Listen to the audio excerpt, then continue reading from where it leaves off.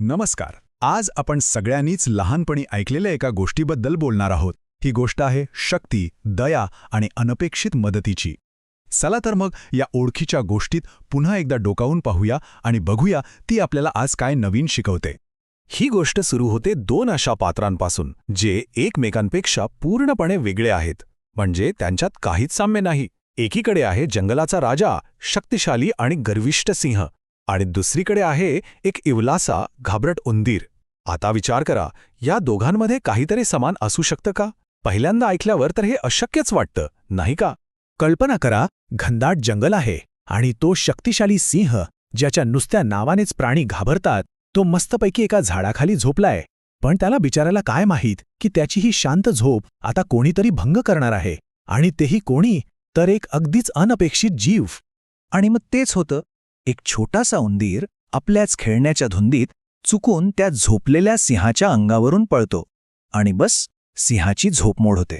तो डोळे उघडतो आणि प्रचंड रागाने त्या इवल्याशा जीवाला आपल्या पंजात दाबून टाकतो. विचार करा, त्या उंदराची काय अवस्था झाली असेल? आता मृत्यू समोर दिसल्यावर तो उंदीर काय करणार? तो बिचारा घाबरतो, गयावया करतो, जीव वाचवण्यासाठी विनवणी करतो. आणि त्याच नादात तो एक असं वचन देऊन बसतो जे ऐकून कोणालाही हसूच येईल. तो म्हणतो, मी तुमची मदत करेन. विचार करा, एक इवलासा उंदीर जंगलाच्या राजाची मदत करणार? काय थट्टा आहे ही! आणि सिंहाने काय केलं असेल? अगदी बरोबर, तो त्याच्या गर्वाला साजेसा वागला. तो त्या उंदराच्या बोलण्यावर इतक्या मोठ्याने हसायला लागला, जणू काही जगातला सगळ्यात मोठा विनोद त्याने ऐकलाय. त्याच्या त्या हसण्यात त्या लहान जीवाचा अपमान होता आणि त्याचा स्वतःचा अहंकार तर अगदी स्पष्ट दिसत होता. पण गंमत बघा, सिंह त्या उंदराला सोडून देतो. त्याला काही दया वगैरे आलेली नसते, अजिबात नाही. उलट त्या लहानशा जीवाची ती मोठी गोष्ट ऐकून त्याची चांगलीच करमणूक होते. त्याला वाटतं, जाऊ दे, काय मदत करणार हा. पण त्याला हे माहीत नसतं की त्याची हीच कृती पुढे जाऊन किती महत्वाची ठरणार आहे. आणि मग दिवस जातात आणि नशिबाचा खेळ बघा कसा फिरतो. काही दिवसांनी ज्या सिंहाने एका लहान जीवाला जीवनदान दिलं होतं ना, तोच सिंह आता स्वतः एका मोठ्या संकटात सापडतो. परिस्थिती आता अक्षरशः पालटली आहे. तो जंगलाचा राजा, तो ताकदवान सिंह आता एका शिकाऱ्याच्या जाळ्यात अडकलाय. त्याची ती सगळी ताकद, तो सगळा रुबाब आता काहीही कामाचा नाही. तो पूर्णपणे असहाय्य झाला आहे.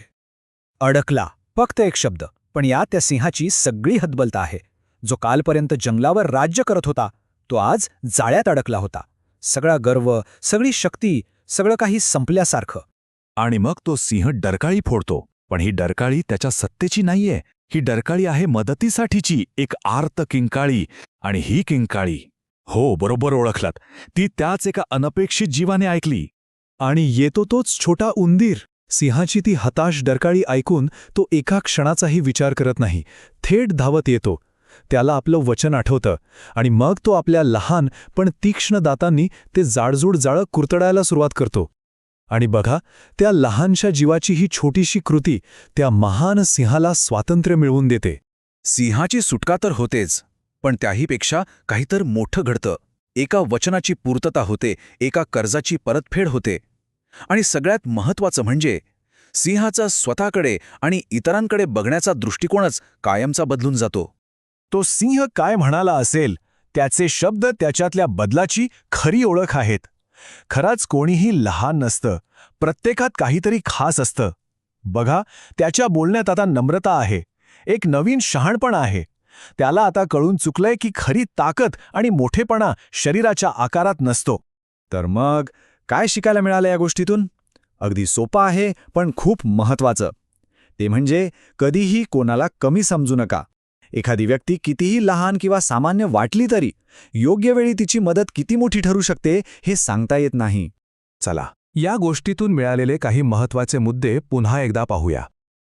पहिलं, शक्ती म्हणजे फक्त ताकद नाही. दुसरं, अहंकार आपल्याला आंधळं बनवू शकतो. तिसरं, दयाळूपणाने केलेलं एखादं छोटंसं कामसुद्धा आपल्याला अनपेक्षितपणे मदत करून जातं.